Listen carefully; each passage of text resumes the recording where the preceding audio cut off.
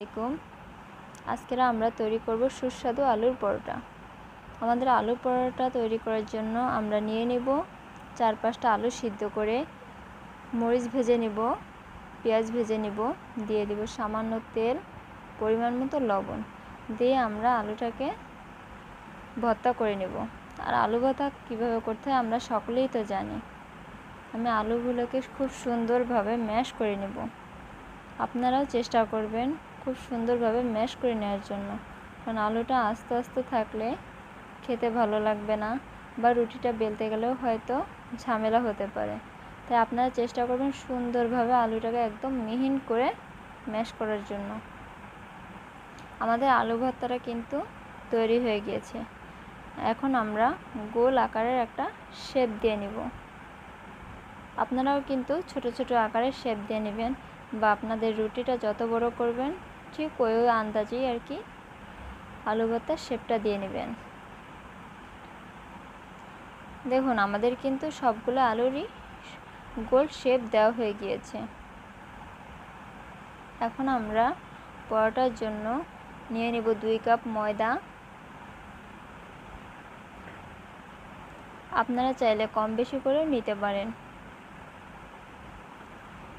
এখন দিয়ে দিচ্ছি সামান্য লবণ, দিয়ে দিব সামান্য চিনি,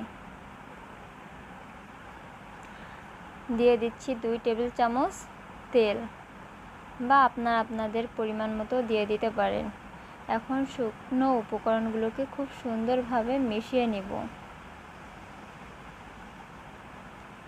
দেখুন আমাদের শুকনো উপকরণগুলো কিন্তু খুব সুন্দরভাবেই মিশানো হয়ে গিয়েছে। এখন আমরা অল্প অল্প পানি দিয়ে ময়দার ডোটা তৈরি করে নিব।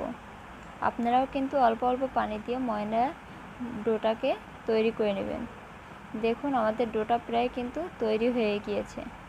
এ দেখুন সম্পূর্ণই আর কি সেট হয়ে গিয়েছে আমাদের ময়দার ডোটা। আপনারা চাইলে 10 মিনিট রেখে দিতে পারেন একটা ঢাকনা দিয়ে ঢেকে, আবার চাইলে সাথে সাথেও করে নিতে পারেন। এখন আমি ময়দাটাকে ছোট ছোট আকারের লাচ্ছি কেটে নেব। আমি 6-7টা লাচ্ছি কেটে নিয়েছি। আপনারা চাইলেও ছোট বড় লাচ্ছি করে নিতে পারেন। এখন আমি এটাকে একটু তেল দিয়ে বেলে নেব।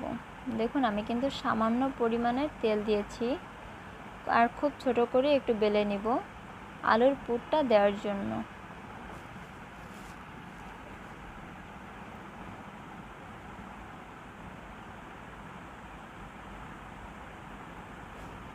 এখন আমি আলুর পুরটা দিয়ে দিয়েছি বেলা রুটির ভিতরে। আর আপনারা কিন্তু মুখটাকে খুব সুন্দরভাবে মুড়ে দিবেন যেন মুখটা না ছুটে যায়, এবং উল্টো সাইডে রেখে দিবেন, তাহলে খুব সুন্দরভাবেই সেট হয়ে যাবে। আমি এভাবেই সবগুলো আলুর পুর আর ময়দাটাকে একসঙ্গেই মুড়ে রেখে দিয়ে দিচ্ছি। এখন আমি আস্তে আস্তে পরোটাকে বেলে নেব। বেশি জোরে জোরে বেলবো না, তাহলে হয়তো আলুটা বের হয়ে আসতে পারে। দেখুন আমাদের রুটিটা কিন্তু বেলা হয়ে গিয়েছে। এখন খুব সুন্দরভাবেই এটাকে ভাজবো।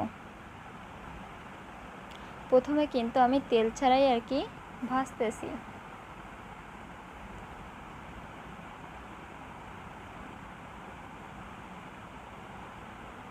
দেখুন আমার কিন্তু সামান্য ছেঁকা হয়ে গেছে। এখন আমি একটা প্যানের ভিতরে চারো সাইডে সামান্য পরিমাণে তেল দিয়ে খুব সুন্দরভাবে চেপে চেপে ভাজতেছি।